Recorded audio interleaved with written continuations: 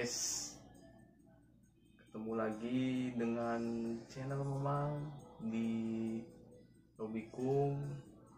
Ohayo, konnichiwa, konbanwa. Semoga kalian selalu dalam keadaan sehat walafiat, dilancarkan rezekinya, dimudahkan segala urusannya. Semoga selalu dalam lindungan Allah Subhanahu wa taala. Ya, di sini saya ingin bertemu senpai saya yang dari Lampung. Dia tinggal di Jepang kurang lebih 5 tahun. Ya, saya mau tanya-tanya pokoknya tentang dia. Ya, namanya saya masih belum tahu juga sih, nanti saya dikenalin. Katanya sih dia orangnya terkenal di Fukuoka, yang punya wilayah Fukuoka. Ya, bentar lagi saya pengen undang dia nih, lagi nungguin. Ya, langsung aja nih saya panggil nih orangnya nih.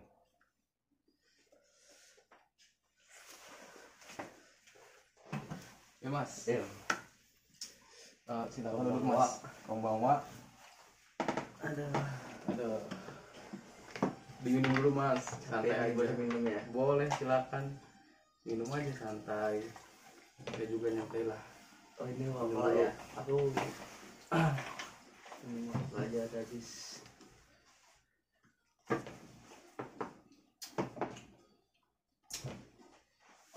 Perkenalan dulu mas. Namanya siapa ya? Namanya Tio Utomo. Tio Utomo. Asal dari mana? Lampung. Lampung. Lampungnya daerah mana ya? Pringsewu. Pringsewu. Apa ya? Mas di Jepang itu berapa tahun ya? Sayanya udah mau jalan tahun kelima. Tahun kelima. Wow. Lama juga ya, tahun kelima gitu ya? Ya, lumayan. Gua yang kayak gitu ya. Sebelumnya daftar lewat LPK mana sebelum masuk ke Jepang apa? Jadi ke Jepang itu kan Boleh setahu ceritain. saya kan yang jalur magang itu 2 jalur yang IM Japan, International Manpower Japan, sama jalur SO, Scientific Organization. Nah, jadi saya dulu lewat jalur IM gagal 2 kali, akhirnya saya ngambil jalur SO gitu, yang terkenal dibilang swasta sama teman-teman semua. Oh gitu ya. Iya. Daftar tahun berapa ya kira-kira masuk LPK apa Masuk lulus sekolah LPK gitu? itu 2018. Sebelum kalau lulus sekolah 2015, karena kan sempat kuliah, tapi begitu IM itu dibuka saya keluar, saya daftar IM cuma gagal, akhirnya saya lewat SO. Lewat SO. Ya, 2018 bulan 10 itu masih. SO nya itu SO nya nama apa mas? SO nya SO Iroha Yogyakarta. Iroha Yogyakarta. LPK Iroha Yogyakarta. Itu butuh proses berapa lama untuk sampai kita ke Jepang gitu, belajar gitu berapa bulan gitu? Kalau proses itu kan tergantung nasib dan tergantung cepatnya murid itu ini ya, bahasa Jepangnya ya, karena ada yang 3 bulan, ada yang 6 bulan, ada yang 1 tahun gitu. Aku itu dulu 2019 berangkat bulan 4, masuknya Iroha 2018 bulan 10, berarti sekitar 8 bulan. 8 bulan. Sebelum corona sih ya. Ya, alhamdulillahnya sebelum corona itu. Mantap, sebelum corona ya. Itu pertama Mensetsu itu ada pernah gagal nggak mas? Enggak, jadi seminggu di SO dipanggil sama ininya, kepala sekolahnya, satunya lah Akira Sensei kan, Ashirase gitu, ada 1 minggu di SO itu langsung dapat job Mensetsu. Dari 7 orang yang diambil 3, yang alhamdulillah salah satunya saya kepilih. Itu pertama kali main sesuk? Iya, langsung dapat. Langsung nggak ada apa gagal gitu? Nggak ada. Wih, mantep ya. Ya rezekinya tadi. Rezekinya orang masing-masing ya. Iya. Oh. Terus belajar di LPK berapa bulan kurang lebih? Belajar di LPK yang dasar LPK dasar itu 4 bulanan. 4 bulan. 4 bulan belajar LPK dasar, terus langsung ke SO Jogja. Masuk juga Iroha itu ya? Iroha itu. Oh iya, Kenal kelas. Oh iya, Mas Tomo selama pembelajaran bahasa Jepang sulit nggak Mas? Apa Pasti sulit. sebelumnya ikut apa belajar kayak otodidak dulu kah atau Enggak. langsung dari nol banget kah atau dari Jadi langsung dari 0 A I U E O nya Jepang kita di SOIM itu dulu. Jadi kita di SO swastanya kita cuma ngelanjutinnya aja. Pasti sulit karena kan kita awam ya, nggak tahu sama sekali hurufnya gitu. Cuma kan kita berusaha keras gimana caranya bisa gitu kan ya. Entah kita belajarnya dilebihin ataupun gimana, ada etika dari diri kita ini harus semangat gitu. Susah pasti ya? karena kan bahasa asing bukan bahasa kita gitu. Iya, apalagi Jepang katanya ada 3 bahasa. Iya. Hiragana, katakana, kanji ya Mas. Paling sulit itu kanji katanya. Kita harus hafal gitu. Terus ya datang ke Jepang itu bulan apa Mas? Bulan 4 Bulan 4 tahun 2019. 2019. Oh, oke. Itu Mas Tomo itu job apa ya kalau boleh tahu? Jobnya pengecetan saya tusuk. Pengecetan, painting, tosok. Oh. Job painting pengecetan. Selama dalam proses bahasa Jepang atau selama ini yang paling sulit itu apa Mas? Yang paling sulit Proses kesininya atau iya proses apa kesinilah belajar gitu ya? iya Ya kanji, terus kita kosakata itu apa ya, kalau kita kosakatanya nggak hafal kan kita susah ngerangkai kalimat. Yang jelas kan cara menggabungkan dari kosakata ke pola kalimat itu susah karena kadang kebalik tuh. Terus kanji yang paling susah. kanji ya. Kalau hiragana ya insya Allah bisa cepet lah. Terus datang nih ya untuk pengecetan itu sebelum datang ke Jepang disekolahin dulu apa maksudnya langsung kerja atau Nah prakteknya langsung di sini dari awal pelan-pelan. oh Nggak ada yang super, nggak ada. enggak maksudnya kayak belajar apa tentang kayak peraturan Jepang dulu tuh di Iya pasti di LPK pasti diajarin semuanya, budaya Jepang, terus cara-cara apa tata tertib di lingkungan umum Jepang, di ruang terbuka, ruang umum kan ada semuanya. Kayak misal di kereta kita nggak boleh berisik, kita nggak boleh nyetel musik keras, itu dari LPK dasar udah diajarin gitu ya. semua. Oh itu yang keterima itu 3 orang ya 7 orang itu wawancara yang diambil 3. Oh Gitu. itu orang mana aja Mas? Saya 1 orang Lampung, terus yang kedua orang Jakarta, yang ketiga orang Ponorogo. Oh, Orang Jawa Timur 1. itu angkatan pertama di perusahaan Iya, angkatan pertama, belum ada senpai. belum ada senpai. Wih mantap berarti pertama ya. Iya. Kalau betul nama perusahaannya apa? Kabushiki Gaisha Fukumoto Kogyo desu. Tempatnya di mana itu Mas? Di Gun Kurate Machi, Nakayama, Fukuoka. Fukuoka.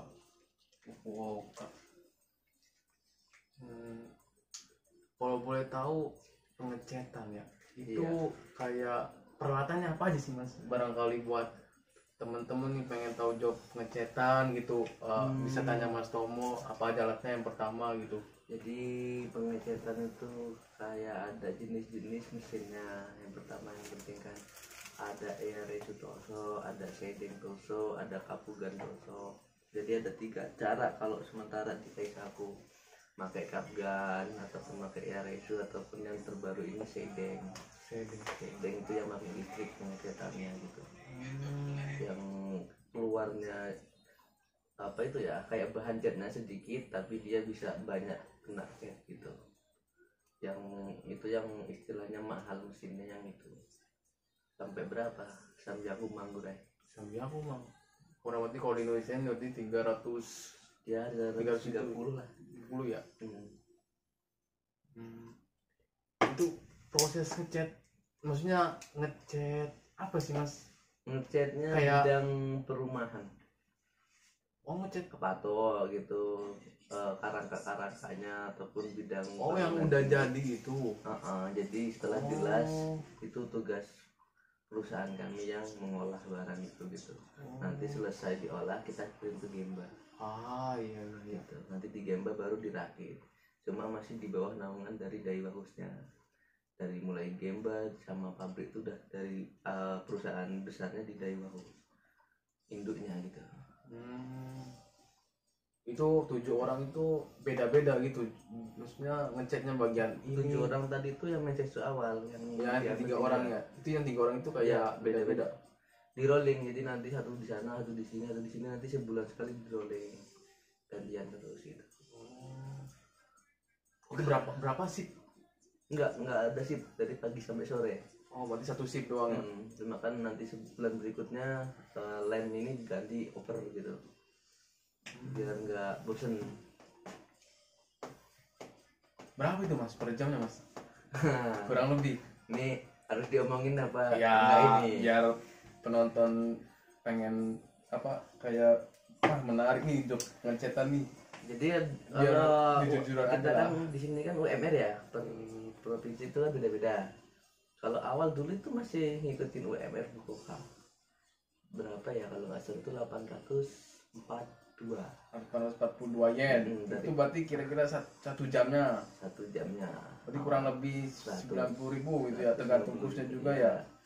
Kalau sekarang habis enjo ataupun udah ngambil yang sanggo udah 1050. Nanti kalau lembur jadi 1250. Berarti awal magang 800-an gitu, kalau udah habis Dan nanti magang naik itu setengah tahun tanda tangan lagi naik, 3 Oh. bulan tanda tangan lagi, itu bertahap naiknya. kira-kira berapa jam mas kerjanya? 8 jam 8 jam. kerjanya umum 8 jam. 8 jam.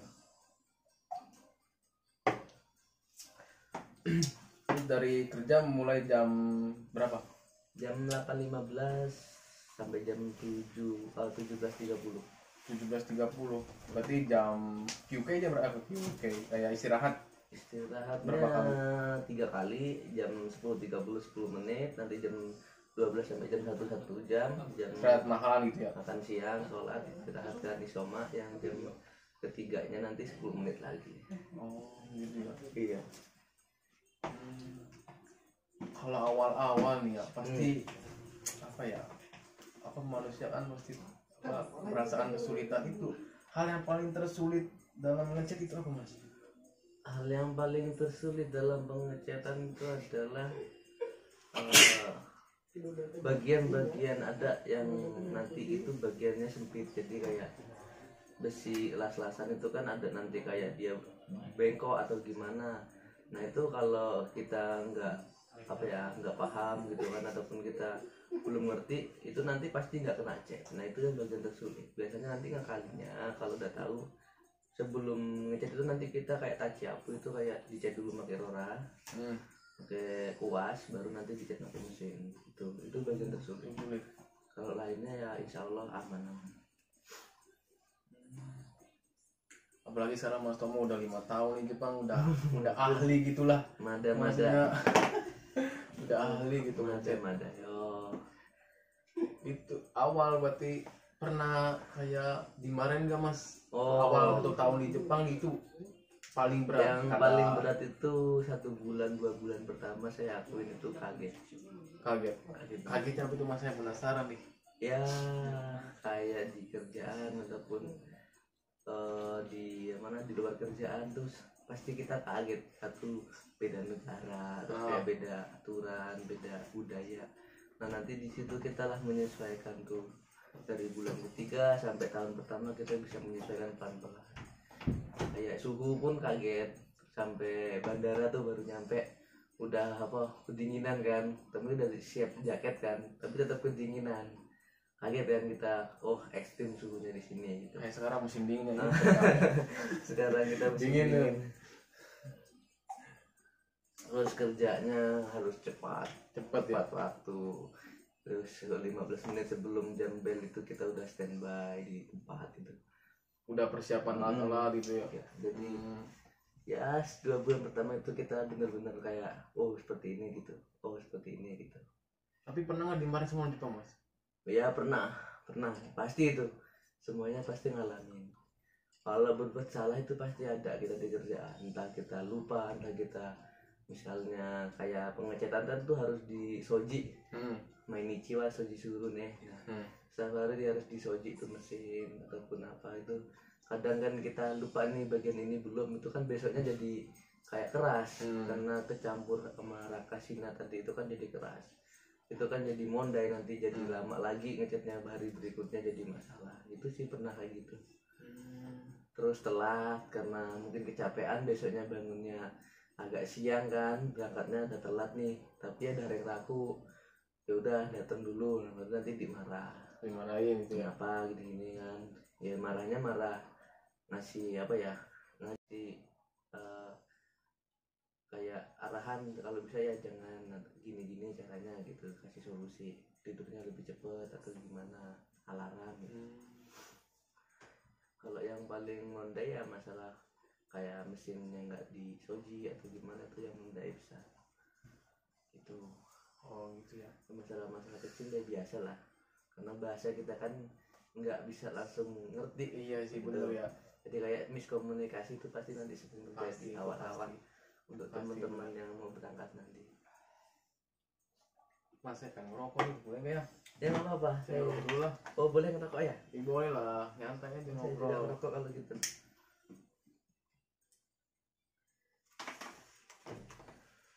Banyak nih yang mau diobrolin gitu ya. Banyak banget. Pengen biar temen-temen tahu job pengecetan. Kemarin juga saya habis apa ya, ngobrol podcast sama temen yang pertanian. Iya. Pertanian kayak kaigo segala macam udah. Saya pengen nyari temen yang enak diajak ngobrol gitu, kayak job pengecetan, biar yang belum ke Jepang gitu pengen job ngechat kan bisa ngechat Mas Tomo, nanti saya tag IG-nya gitu ya, atau YouTube-nya juga ada dia juga. Ya kalau hanya sharing-sharing tentang job yang saya Biar bermanfaat. yang saya bidangnya sekarang ya saya nggak masalah, tapi kalau job lain saya nggak berani karena bukan bidang saya. Bukan bidangnya, tapi jangan. Itu orang Jepangnya berapa orang Mas yang kerja di situ, karyawannya itu? Kalau di Daiwa Kyushu itu sekitar 300-an. Memang di Kaisaku kan beberapa kaisa tuh di dalamnya, anak-anak perusahaannya itu di Kaisaku sekitar orang 15 dulu. 15 lah ya, sedikit sih kan karena apa, dibagi-bagi kaisanya gitu. Oh enak banget ya.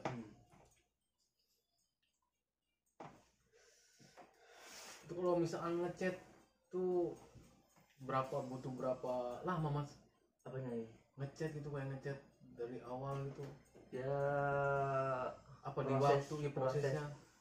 Jadi proses pengecatan itu kalau yang di bidang saya ini kan, karena kan pengecatan ini macam-macam ya. Ada yang ngecat rumahan, ada yang ngecat di Gemba, rumahan juga, ada yang ngecat kayak bagian apa underdeal kan ada. Kalau yang di bidangku ini ya tahap dari awal. Waktu lamanya sih tergantung tahap prosesnya ya. Jadi dari abura dulu. Di abura itu kita pakai apa kalau di Indonesia thinner. Oh thinner ya. Jadi kita bersihin tuh pakai thinner. Beton-beton yang mau dicat nih, beton-beton 10 ton, 5 ton, 8 ton. Kita thinner, namanya hasira itu. Hasira. Kita apa bersihin. Nanti kita lap pakai waste itu kayak pakaian yang udah disiapin buat ngelap. Habis itu nanti kita yojo itu kita lakban yang bagian-bagian mau disambung kan harus di yojo, nggak boleh kena cat tuh yang bolong-bolongan sambungan baut nanti itu. Nah itu nanti dilakban. Habis itu di EA itu dikasih angin biar kotorannya lagi hilang lagi, takut masih ada kotoran. Baru setelah proses semua itu sebelum dicat selesai baru kita cek. Biasanya kalau dari pagi mulai nanti jam 12 siang istri itu udah dapat setengah kali cat, nanti dibalik kan betonnya itu dicat lagi jam 3 itu udah selesai tahap pertama. Biasanya kan 2 tahap kalau lagi rame, nah nanti sama lembur gitu ya 5 jaman lah, 5 jam 4 jam, karena kan nggak satu barang, bisa puluhan, bisa nanti sama yang kecil-kecil besi-besinya ratusan gitu. Berarti dalam satu hari tuh bisa 100 barang apa lebih? Kalau yang hasil beton yang cagak-cagak utamanya itu rata-rata cuma 5 atau sampai 10. Yang banyak itu yang kecil-kecil kayak yang hari, kayak sambungan-sambungan nih, kalau yang hari kan namanya. Itu yang banyak, sama yang kecil-kecil lagi ada nanti. Kayak caneru atau kalau yang bentuk-bentuk yang kecil 10 meter apa 5 meter, tapi dia kecil diameternya itu cepat. Itu nggak makan waktu. Kalau yang hasil kan luas terus segi 4 terus panjang kan gede dia, ya udah itu yang makan waktu. Hasil itu kalau di kita itu tiang panjang penyangganya itu, Kalau tiang penyangga yang utamanya. Nanti dari hasil ke atas sampai lantai berapa, misal ini pesanannya 10 lantai gedungnya gitu, ya udah hasilnya 10. Nanti harinya itu penyambung kanan kiri ngilangnya itu hari namanya. Itu yang di job saya ya. iya. Ada contohnya nggak mas, kayak hasilnya tuh kayak gimana di HP gitu? Ada nggak ada ya? Nggak berani. Oh nggak berani, nggak penting, nggak, karena itu rahasia perusahaan. Oh, iya. Saya juga Jangan kudu gitu. di dalam pabrik. Ya boleh. sama kasih tahu kalau di Jepang itu mayoritas kayaknya 100% bahkan kita jangan sampai foto di dalam pabrik tanpa izin, ataupun kita nggak minta izin, karena di situ nanti ada rahasia perusahaan. Misalnya entah cara kita ngecat, entah itu ada label-label yang itu rahasia, itu kan yang bahaya, abunai. Iya, ya nggak boleh kita asal video gitu ya, foto ya. Iya betul. Nah itulah yang nggak boleh, aturan yang harus dipatuhin, harus kita patuhin nanti. Betul mas. Ya kalau di Apato ini misalnya waktu kita mau naik itu kan nanti di pojok-pojok pasti pakai hasil semua itu di bawah ini. Nah nanti di atas ini nanti yang malang ke sana ngilang itu hari namanya. Hasil yang pinggir-pinggirannya aja, pinggir tengah gitu. Oh iya. Ya. Nanya apa lagi ya? Bebas, yang bisa saya jawab, yang penting bidang saya. Kalau di luar itu saya nggak boleh dijawab. Lagi ya. Itu catnya namanya apa mas? Catnya Torio. Oh Torio. Dario boleh bang, catnya juga Dario, Torio gitu. Nanti ada Sina, itu ada 2 macam, Takasina atau Tosing Dario, Tosing Sina, 2 macam penyebutan lah, Takasina sama Dario Sina, Torio Sina itu buat thinner yang buat nyampur cat. Kalau yang Rakai tadi kayak thinner yang keras, jadi dia kayak menghapus minyak habis dilas, menghapus yang sudah dihapus pakai itu. Jadi nggak ada thinnernya macam-macam jenisnya, nggak boleh ditaruh yang bukan tempatnya, nanti catatannya beda hasilnya. Itu ya. Susah ya. Tapi kalau sedikit belajar pasti bisa ya, gimana juga orang ya. Ya semua job, semua bidangnya pasti kan dipelajari masing-masing. Tuh. Itu ada di situ kan pabrik ya mas, berarti ya, pabrik bojok. Ada forklift, berarti bisa harus nyetir forklift juga di situ. Forkliftnya udah perusahaan lain. Oh perusahaan lain yang orang Jepang semuanya. Udah jatahnya masing-masing, jadi forkliftnya udah jatahnya beda, yang pengecatan beda, pengelasan beda, yang buat jendela, buat dinding beda. Itu kan perumahan, jadi perusahaan perumahan ada namanya 2 bidang, perumahan sama bangunan tinggi. Itu kayak model bangun gedung, bangun hotel, bangun kayak model apartemen kayak gini gitu. terus sama perumahan yang kecil-kecil, iya, Iya. yang 1 lantai 2 lantai. Jadi kalau satu perusahaan backup semua kan nggak mungkin, pasti dibagi-bagi gitu. Ada yang bagian toilet kayak WC, kayak wastafel itu ada sendiri bagian-bagian itu. Ya kayak buat mobil lah, kan ada bagiannya yang buat ini, buat itu kan, jobnya masing-masing gitu.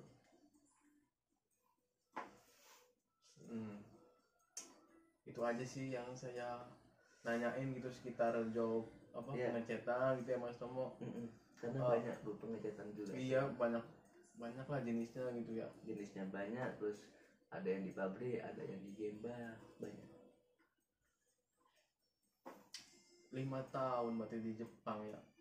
Itu bukan waktu yang lama, itu waktu yang sebentar gitu ya. Iya, tahun ini tahun kelima. Tahun kelima. Hebat, dapat 5 cuti tahun. tahun kemarin dapat cuti 1 bulan. Mantap, 5 tahun udah banyak uang nih kayaknya nih. Ya, alhamdulillah cukup lah. Ya ini mah pesan dan kesan buat temen-temen nih yang barangkali mau job pengecetan. Itu apa Mas dari Mas Tomo sendiri ya, apa ya, kayak penyemangat gitu, apa ya, kalau mau ke Jepang harus gini gitu, harus apa gitu intinya ya, gitu, intinya lah. Pertama itu kita niatkan kita ini mau kerja apa, dalam arti kita misalnya dapat kerjanya bagian apa gitu ya, kita semangat di bagian itu, niat kita difokusin, semangat. Terus bahasa juga itu yang hal utama, hal yang penting, karena komunikasi kita nanti udah beda. Nah dari bahasa kan, kalau kita ngerti perintahnya pasti kita paham gitu, pesannya itu sih. Yang penting gambatek, terus nggak boleh menyerah, akhirnya menai.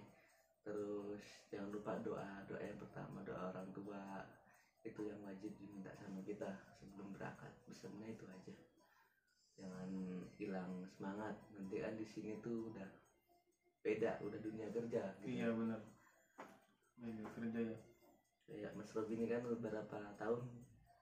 Saya baru kayak 10 bulan. 10 bulan, udah ngerasain kan? Ya kayak gitu loh. Apalagi konstruksi lah. Gemba ya? Iya gemba. Ya nggak apa-apa, gemba kan gajinya gede dong. Iya enggak lah. Gajinya gemba. Oh iya Mas, iya. kan kita nih Islam, Mas Tomo agama Islam ya. Iya. Itu kalau puasa gimana Mas? Kalau bulan suci Ramadan, pas bulan puasa gitu kita dibolehin puasa nggak apa? Kalau di perusahaan saya dibolehin. Dibolehin puasa. Cuma kalau mereka juga khawatir kalau memang nggak kuat ya, apa ya, kayak ya yang kayak mereka ya kalau misalnya nggak kuat ya dibatalin gitu. Tapi kalau insya Allah kalau niatnya udah yakin puasa pasti kuat. Ya saya ada bolongnya, saya juga jujur kan, ya pasti ada bolongnya dalam 1 bulan. Nanti tetap saya ganti di hari libur setelah Lebaran Idul Fitri, nanti diganti apa-apa. Gitu ya. Penting kan niat kita kan nggak niat untuk tidak puasa kan. Iya benar. Itu. Jadi kalau wayanya apa mau ibadah duhur boleh Dikasih tempat. Tempatnya dikasih. Bagus berarti perusahaannya. Iya. Saya pengen nanya belak-belakan soal gaji, boleh nggak Mas? Ya. Apa rahasia itu nggak boleh? Kayaknya jangan. Jangan. Barangkali, nanti takutnya kita kan ria atau iya betul. gimana. Ya udah sih, cukup sekian gitu dari saya ya, nanya-nanya tentang job pengecetan Bang Mas Tomo nih. Sama. Makasih banyak. Minasa ngambatin nihong no tame nihong no shigoto shitai wa gambate benkyo shitai kudasai. Hai. Kira menai de. Artinya itu apa Mas? Tolong semangat, jangan menyerah. Tidak ada kata menyerah. Wih, mantap tuh. Iya.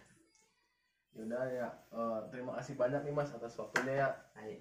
Hai. Tamu gambate yo. Hai ganbate. Hai. Ya, minasan cukup sekian dari saya. Kurang lebihnya seperti itu podcast bareng Mas Tomo nih. Mas punya IG atau apa nanti biar saya cantumin di bawah Oh ya, IG saya namanya apa atau jangan lupa follow juga follow subscribe, dia juga YouTuber juga. aku enggak. IG ku Tomo_kun KUN 98. Tomo kan KUN 98 nanti saya tulis di bawah deh. Iya. Ya minasang Otsukaresama desu. Sekali sama Desta nih. Hai, yoroshiku. Guys, Hai, desu. bagian nanti